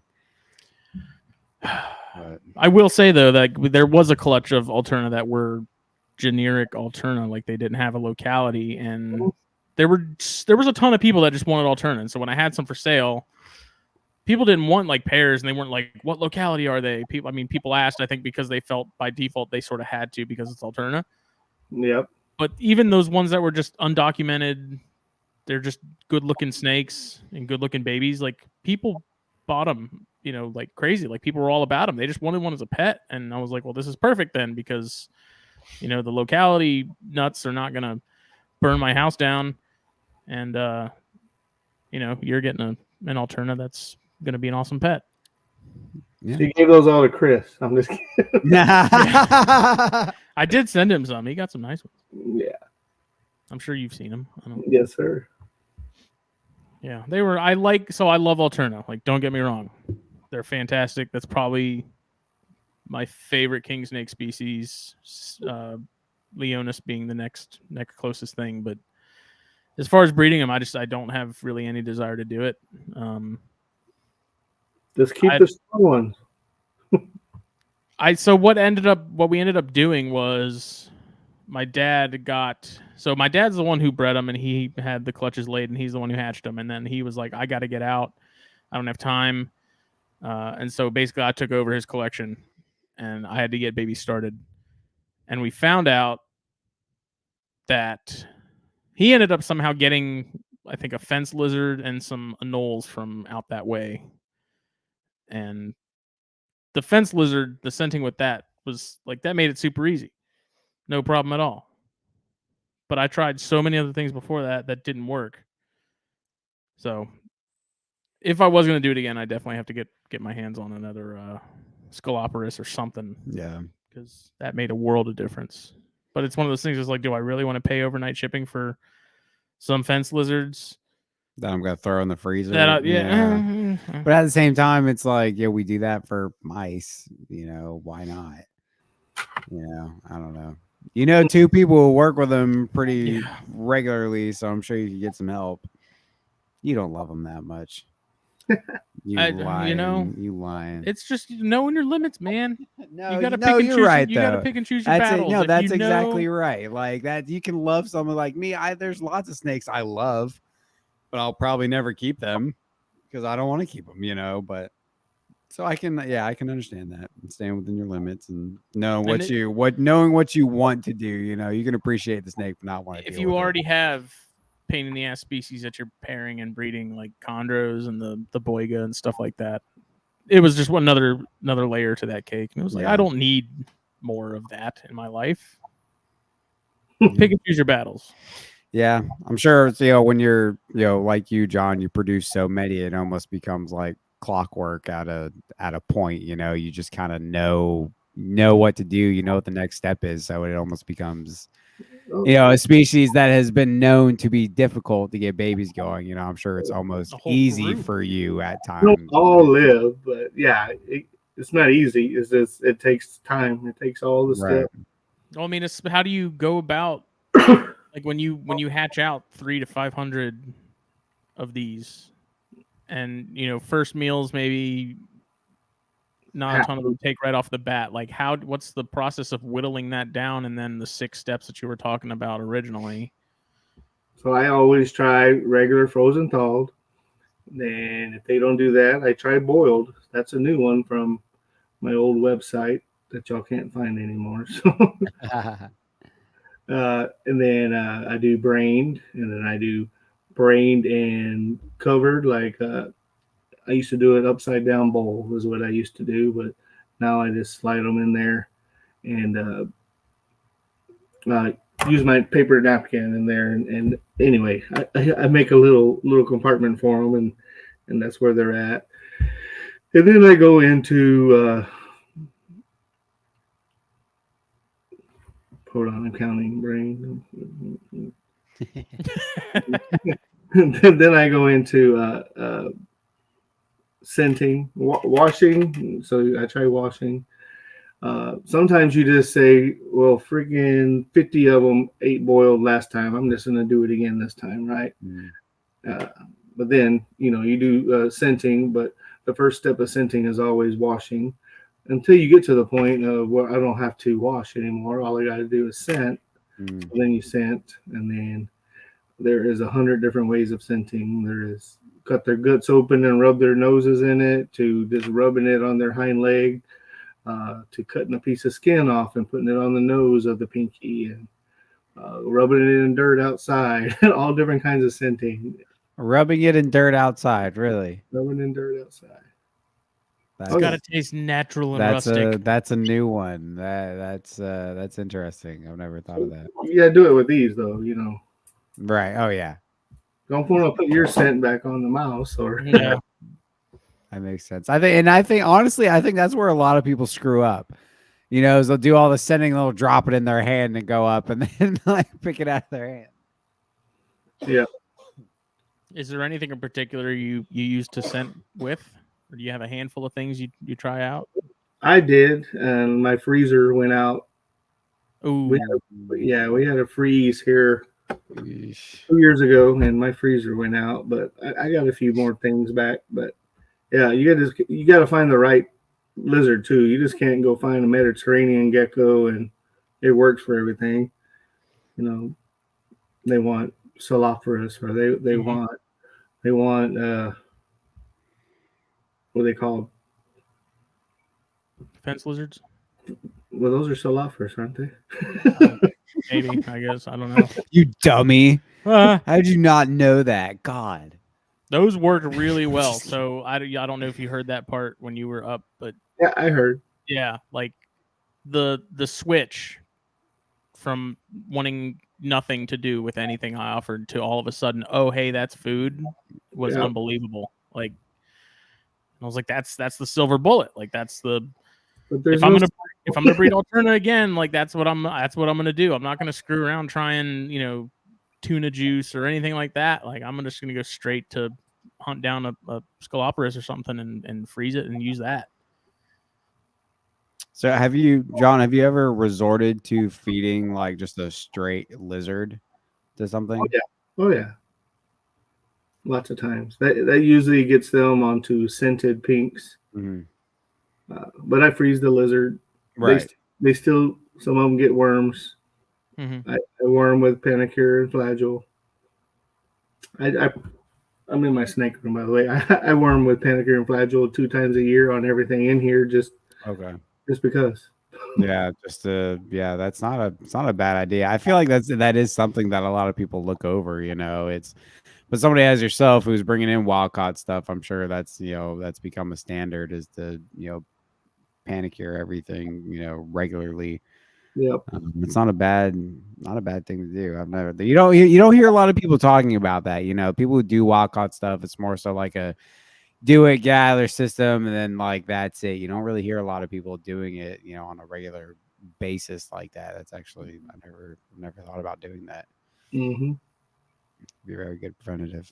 So that's something I'm trying to get more into now that I finally have settled a little bit and I'm in my place. Like I want to start getting, doing some more field stuff and keeping more, wild caught stuff for locality purposes. And, So you know Greg Bennett? no, I don't know that name. I'm trying to think of the people I know over there. Hmm. Greg Bennett's the only one I can think of. Is he? He's in South Carolina. Yep. Nice. I mean, that name sounds familiar too. Yeah, it's probably someone I've seen. If he's got Facebook, then it's likely that I saw him as like a recommended friend or something like that. Yeah. Do you find that across the whole, as far as kings you're keeping, is it because in my experience, when you got Alterna going, you were in the clear, like they were good to go. You didn't have any problems once they were eating just straight pinkies with nothing added. Is it the same case with the other stuff in terms of like Desert Kings, like Theori or Leonis, whatever they're being called now, like Mex stuff? Is it all pretty much the same? Where once they're good to go, and you don't have to. It's not the hassle anymore. Yeah, they're all pretty much the same. Although I've had Alterna get sent to someone that ate 4 or 5 times for me and didn't eat for them. Mm-hmm. Get sent back to me. I pay for it. Get them feeding again and send it to them, and they'll be all right. But other than that, all the other species are pretty much the same. As soon as they start, they're ready to go. And have you had any issues as far as cannibalism? Yeah. I had another white Leonis that Cow King was in a tub beside it, and there was these vents inside the lids of the rack, and Mm-hmm. one of them crawled up in there and crawled in and ate. Yeah. But do you notice? So like that's something I sort of observed, at least with Alterna and Leonis, is I call like the Getula complex meth propeltus because they're completely untrustworthy in so many capacities. And with the handful that I've had over the years, I don't enjoy them. Brooks Kings can go to hell. He But it seems to me like said, Alterna "What?" and Leonis, they don't seem to have as strong of like a cannibalistic sort of tendency like you see with Easterns and the Floridas and Cal Kings. You mean like when you open a cage and it makes you scream like a girl because it's jumping out at you, right? There it is. There, he's just seen him Well, with I mean, a I little don't, corn like- snake earlier No, you- today. I picked this thing up. It was gnawing Hey, on my it's finger. like I a was like, girl. dude, what's wrong with you? I mean, scream in like a terms girl. of like having to worry about when you're pairing them, like when people put, like our buddy JT at Silent Hill Reptiles, like he put, I think was it Florida Kings or Eastern Kings together, and he's like, I put them together, and now I need to separate them again because I got to go to bed, and I don't want to wake up in the morning and only have one snake. Mm-hmm. But I don't. That doesn't seem to be nearly as much of a concern, at least with Alterna, from what I saw having them. It all depends on the snake. I mean, some of them will kill the male, some of them won't. Hmm. Most of them won't, though. Well, that's good at least. Yeah. So when you pair them up, do you put them together and close the tub and go on about your business, or No, No, I've okay. lost a couple of males, so I Okay. watch them and make sure. Okay. Does copulation happen pretty quickly if they're ready to go? Is it because I've never bred colubrids, and I know a lot of people will just kind of put them in a lone tub and sit there and watch it happen in 30 minutes. It depends. 90% of the time, the male tries, the female's ready, they hook up. The other 10%, or let's say 8% of the time, the male fights her all night, and finally she lets him, and and they hook up. The other 2%, I get tired of watching, and I don't know if they hook up or not, but they lay eggs later, and I know they did. So, but I keep pairing until I see the female refuse them. So, Is that like a daily thing or like a every couple days thing or every other day, every other day? Okay. for my time in Houston. Yeah. Nice. How do you find there's a certain age for your Alterna and Leonis in terms of females being ready to go? Is there a certain time frame you like to wait before you pair them up for the first season? Oh yeah, well, everyone that's listening, I wait until they're at least 3 years old, which means they're 3.5, 3.5 by the time they breed. Mm-hmm. Wait. Yeah, at least 3.5 by the time they breed. And I don't weigh my snakes, but if they're 3 years old and they're big enough, I will pair them up. Mm-hmm. I've done it as young as 18 months old. Some of them take 4 or 5 years before they're adults. Mm-hmm.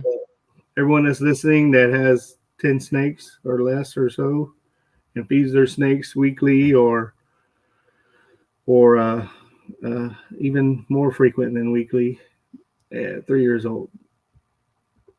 That's a good transition too. Like, what's your feeding schedule like for your adults? I mean, being colubrids, they are more high metabolism. Are you feeding yours really frequently, or is it a little more infrequent? Well, I don't know. If you, well, I do know. If you read my article I wrote for Reptiles Magazine, I don't know if y'all know I did that. Oh. Back in 2012, I think it was. It was all the whole spiel was the whole vibe of everything going on at the time was giving them options and letting them tell you what to do. My way of doing that was I had a rack of 50 snakes, right? If 25 of them were up on the cold side, which is near me, they're all ready to eat, so I go feed them. You feed an adult mouse well, my snakes aren't as big as yours, but let's say a 3 or 4 foot snake, a huge mouse, it ain't gonna come back to the cool side again for another 5 to 7 days anyway. So weekly has been the go-to for mostly everything, except for young ones that I want to get up and breed, or females right out of brumation, or females that have laid eggs and they need a post-recover from postpartum. That's about it. And do you change up food like you do frog legs or quail or anything like that? No. No. Always mice. Sometimes rats, like rat pinkies, or that's why I said rat pinkies earlier, brats. was rat pinkies are good for females. They have more fat, so it gives them a good fatty content right after they lay eggs. I usually give them 4 or 5 little rat pinks to get them kicked off again, and then see if they double clutch or not. Cool. And how often do you get double clutches? Is it pretty common with some of your females, whether you want them to or not? It is. Man, I had double clutch pyros last year, which is the first really? Wow. first time I've ever had them, and they are the worst to get eating. Yeah. Yeah, I'm pretty They're sure. at the top. I'm pretty sure There's- Chris's exact words were "fuck pyros." Yeah. That's it. I have a pair of his pyros, and they're breeding right now. There you go. Nice. Yeah, those are like the pinnacle of headaches, I think. I don't But know there's that- some lines that they eat just like rat snakes. You just like cow kings. You know what I mean? they're inbred. Yeah. Antaresia might be a close second. Phil's into the pyros, isn't he? He's got a pair that he got at Daytona last Yeah, I year, know he and got he some at had a hell of a Daytona. time with one of them. I think the female was the one that was really giving him sort of the runaround. I think the male he had no real issues with. I think initially maybe it wouldn't take food, but it came around. But I think that female, it took him a minute to get her going regularly. That's cool. And how often do you have to?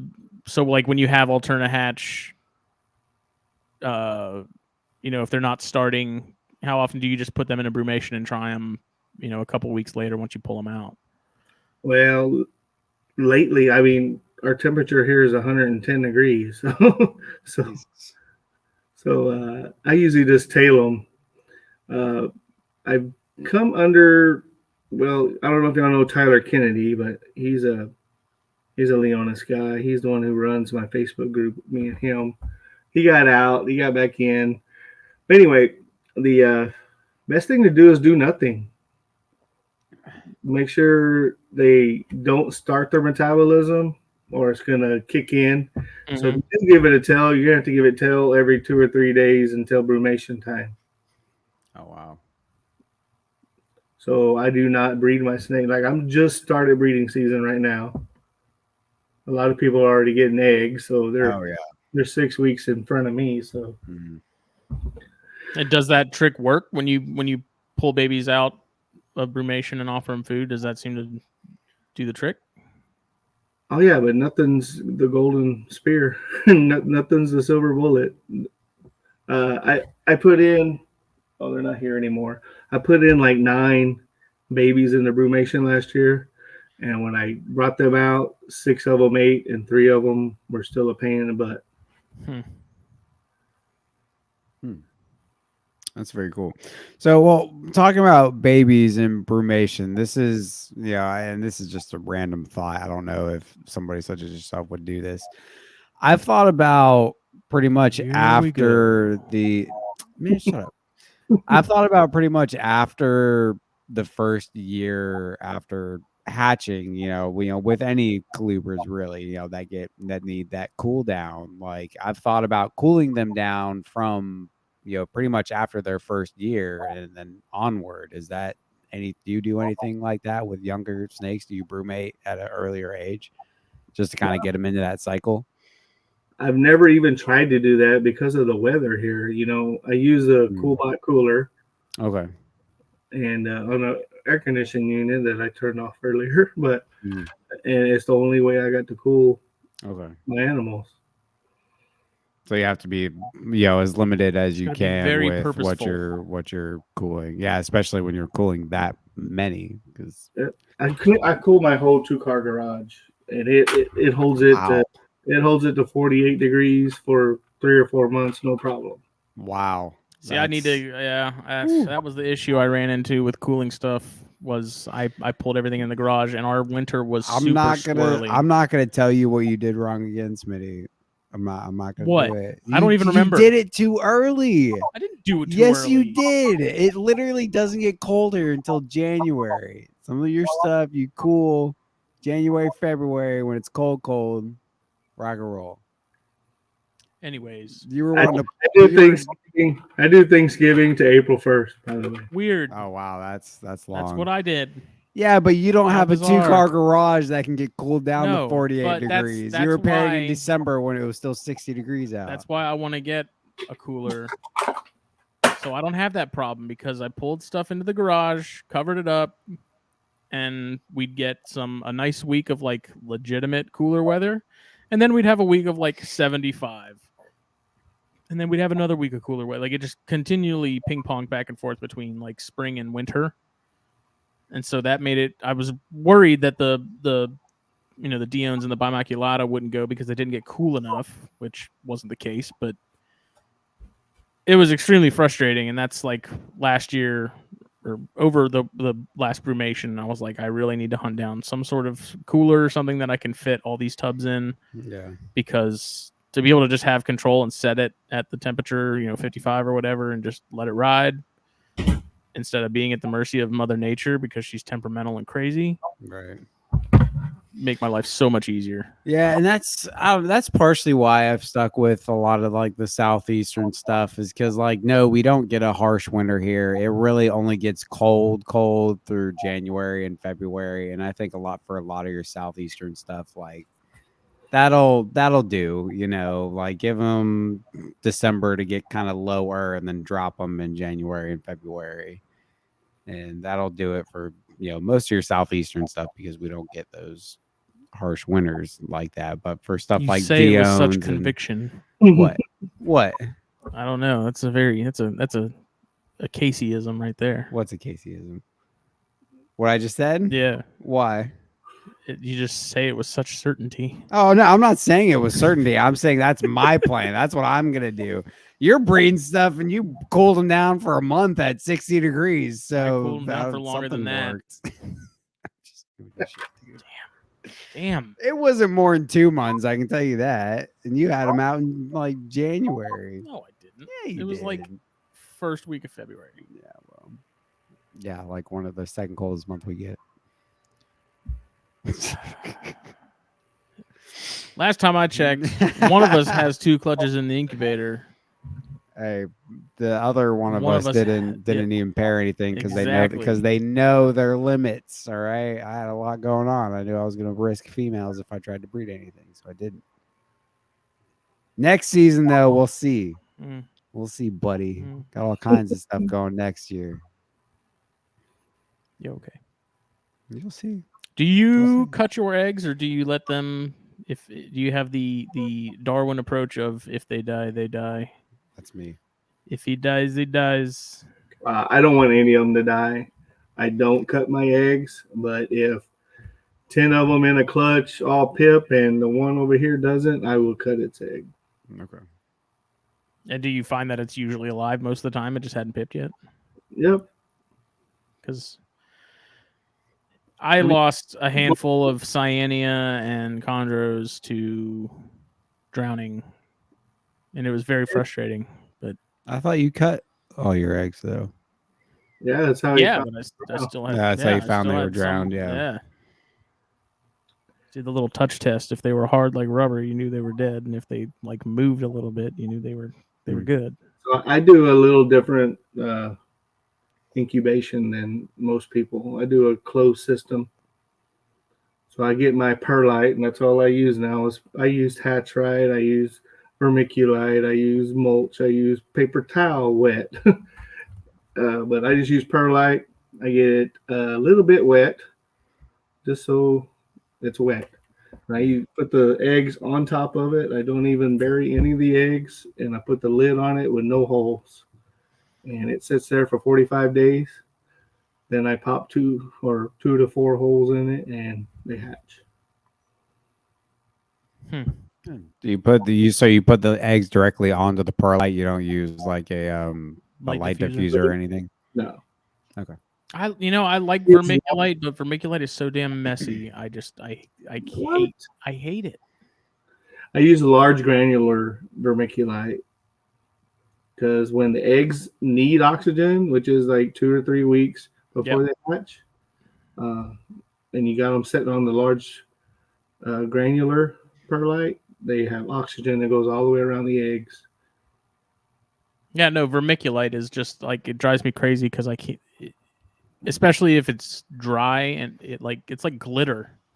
Yep. You can't. It's like the herpes of arts and crafts. Like you're not getting it off of you. It's forever.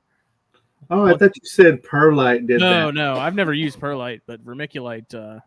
Yeah, I won't even bother with vermiculite anymore. It's just too much of a pain. It's too messy.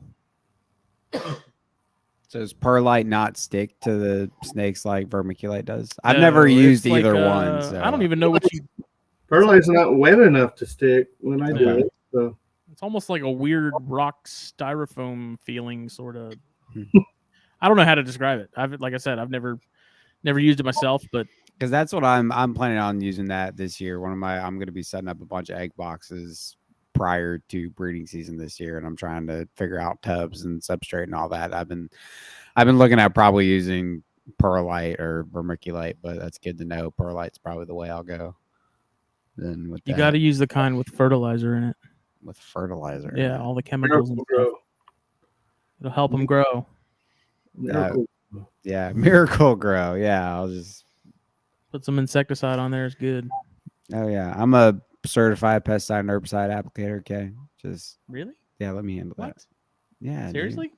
Yeah, I haven't activated Since my license when? since I graduated college.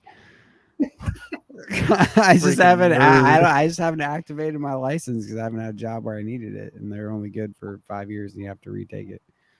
So I haven't activated it, but yeah, I'm a certified pesticide and herbicide applicator. I was an astronaut once, but my license got revoked. But I didn't get it revoked. I still have it. I haven't activated it.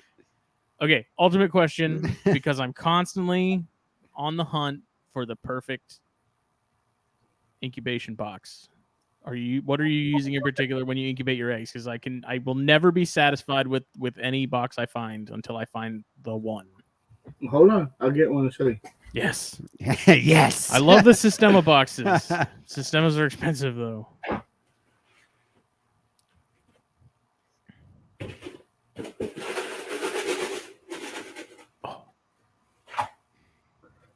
Oh. That's it. What size is it? It's like 10 by 10 by 4.5. Oh, okay. Yeah, it's one of those like squared sort of. Look, there's a hole on the corner. Okay. Hole on the corner. And all I do is take those up until day 45 and I peel them off. So that's just one of those like a Tupperware thing with the popping off lids, right? Yeah. Ziploc. Nice. Like I said, I'm never satisfied with the perfect incubation box exists. I just can't find it yet. I'm weird about it. I don't know why. I know a lot of people are like, it's a box. It doesn't really matter. But to me, I'm like, I want to be able to. You pull your eggs apart and mark the tops of them and all that? I don't pull mine apart. I leave them in clumps. Yeah, you don't have to do all of that.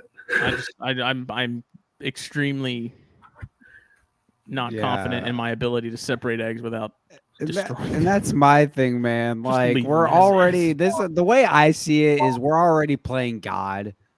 You know, so like do your little parts, like leaving the eggs together, you know, to stimulate some type of, you know, normacy with them, you know. Like I don't pull eggs apart at all. You know, I'll mark the tops just to, you know, make sure I got everything down, but I don't. It kind of depends for me. If there's like one or two that are really buried under the bottom that I worry about sort of getting good air exchange later term, then maybe I'll separate some. But no, man, like the corns and stuff like that, I'm not going to separate those. But like if I get another clutch of chondro eggs ever again, those I do separate because those I feel like those they're special because they're chondros. Yeah, they need the VIP treatment. But what happens in the jungle when that female is coiled up on those eggs? They're not in the jungle. Yeah, but what happens when they are? You think the ones on the bottom are gonna suffocate? That whole argument goes right out the window. We're keeping snakes in boxes, dude. Exactly. Just keep it somewhat natural. Why? I don't know, man. You were a test tube baby. You don't even know. Sitting here talking about nature and stuff like you had a water birth. You were test tube baby. That's why you're so small and thin. I'm not that small, dude. I'm perfect. Scrawny. I'm perfectly average.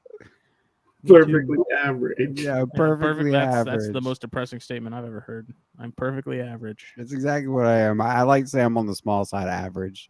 That's where I'm at. Like It's- I'm tall I enough mean, to you're not wearing be short. Crocs, so that's a sure sign. Crocs of and baby. socks, baby, all day. Don't even got them in 4-wheel drive. It's called Beaufort, South Carolina, son. You don't put them in 4-wheel unless you need it, bro. All right, that's just a waste. Don't mess with me, man.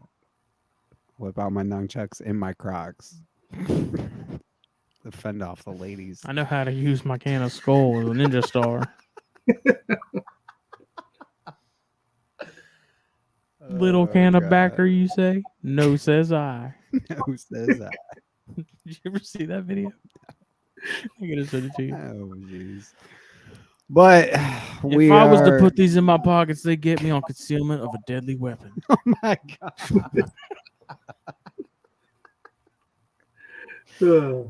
I come at him like another prey, not a prey, but a predator. Now watch this. Oh They're god! 40 years old. He's been attacked before. I'm sweating. Anyways, we are at an hour 40. Do we have any finishing comments or questions for I have Mr. Lassiter? One more. One more. How has the landscape of herpetoculture changed since you got into it? Is it better, worse, or about the same? So, like, pre-Zuckerberg taking over the world, post-Zuckerberg taking over the world. Well, there's pros and cons in both different time frames. I go back and forth on depending on my mood. Like, there's days where I'm like, man, social media is the best thing that's ever happened to us. And then there's days where I'm like, this is going to get us all killed. You have more of those days. I do have more of those days. I love the forums, kingsnake.com and all the other forums that were out there. And what was strange was it was kingsnake.com from like 98 for me, from 98 to 2010. In 2010, 11, 12, I found, oh shit, there's other websites. and I started going to them, and I got that's how I got the 2012 Colubrid Breeder of the Year award, because I went to all those other ones and posted pictures. Nice. Pimping ain't easy. Nowadays, I don't even have to pay for a website anymore. I can just, I don't even have to post anything. I got people that email me every day or message me every day asking me for snakes. It's not a bad place to be. No, it's not, man. That's how I like to do it. You know, like I don't produce obviously nearly the I don't even touch the numbers that you post, or that you have. But it's always nice to have people kind of, quote unquote on deck, for snakes. Pretty much whenever I have something I want to sell. Nice when they come to you. Yeah, it's like, it might sound conceited, but it's like one of those things. If you have a group of people that or like for us, we sell and trade within our friend group more than anything, so it's good to be able to just have people be like, hey, you want this? Yeah, cool, here you go. Yep. Well, we're also in a place currently too where if you're selling stuff, and I like it makes me laugh that people complain about tire kickers and stuff so much. It's like that's part of the dance now. Yeah. Like that's just where we stand. And it's like if you don't want to deal with that, then find some way to have like a secret society or something that just stays in the loop with what you're doing. It's just like assume that the person messaging you about an available animal isn't actually going to come through and buy. That's what I do. I avoid a lot of disappointment that way. You just, if they ask, it's like, I'll tell you, I'll bet money you're probably not going to actually buy, but here's all the information anyways. And it's whatever, I'm just like, you can't get your hopes up when every time someone messages you about available. I need to start adding some things to the spreadsheet. I'm going to start adding that. Mm-hmm. They contacted me, and 2 years later, they finally bought something. Yeah. It's just, It's part of it. I mean, Morph Market and stuff has made it a little easier because you get all the information and stuff there in one place. It's easy to navigate and stuff. But when did they start letting king snakes on there? Like last year or the year before?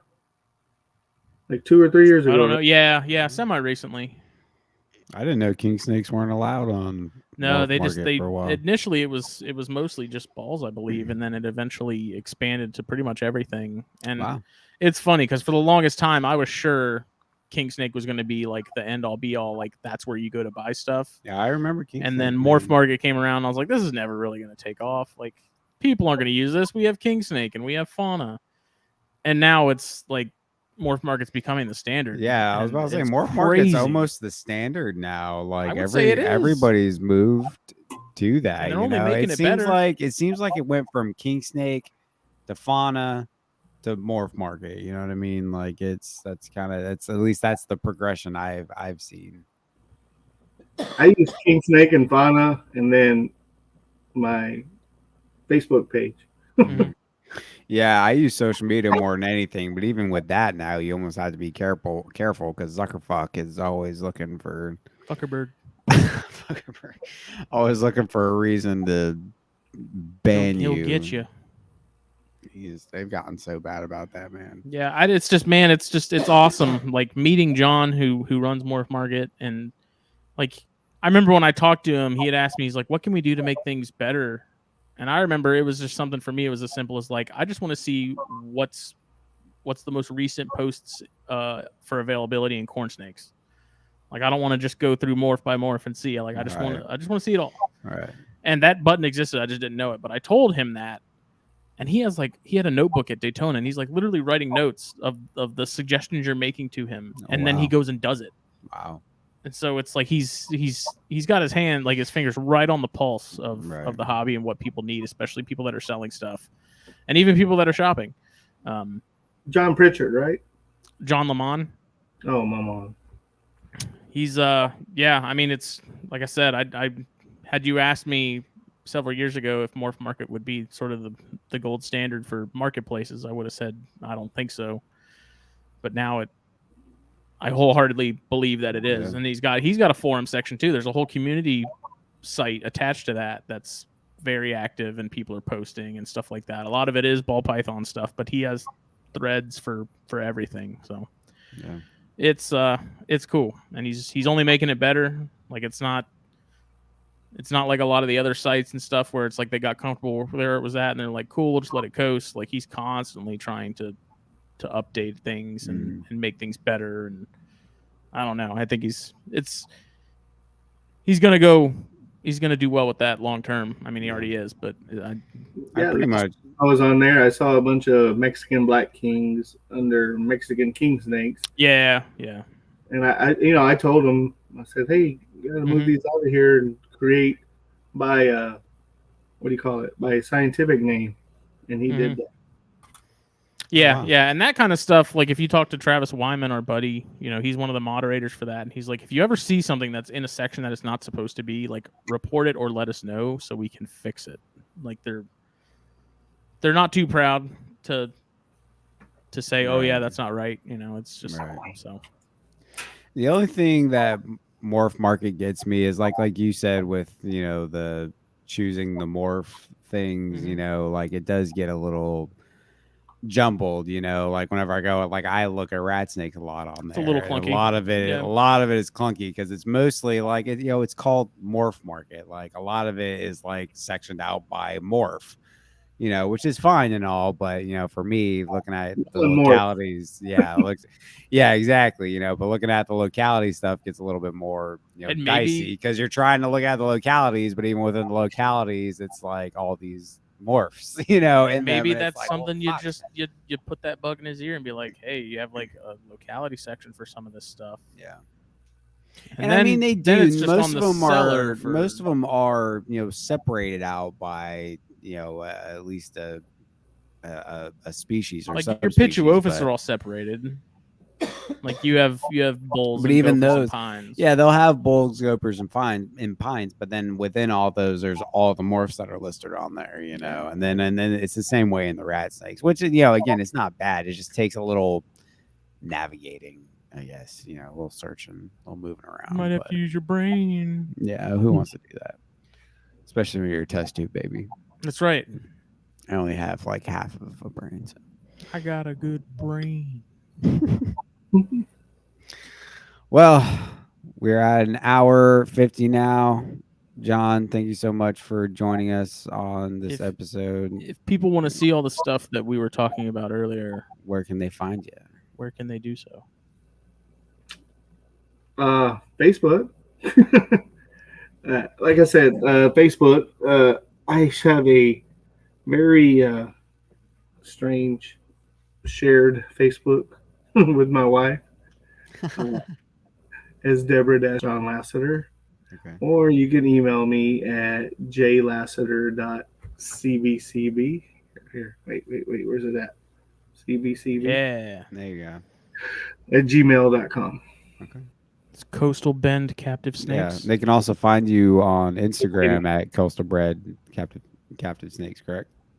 Coastal Bend Captive Breeding. Captive Breeding on Instagram. Check them out, man. Yeah, well, we very much appreciate you doing this, man. Yeah, this was great. A lot of awesome information. We will see everybody. So next week, Thursday, we have an event at work. So we're not gonna be able to do Thursday unless we want to do it another night. Snakes and Stogies 120 is happening Monday, and this episode was brought to you by BlackBoxCages.com. Check them out. There you go. And Steve Snaketuary and his Venom Hot Sauce. Please check him out as well. SteveSnaketuary.com. Support them all. That's right. To the best people in the biz. I need to get Steve's logo on the overlay here. Yeah, we do. I'll make that so tomorrow. So we can fuck up pointing at that. That's right. Yeah. So we will see everyone next week, maybe. Snakes and Stogies for sure. THP, who knows? We'll see. Figure it out. We'll figure something out. We are due for a one-on-one, so maybe we'll just knock it out. Literally about to say that. We're probably due for a one-on-one, so we can ramble. Yep. Cool. Thanks all. Thank y'all. Thank you.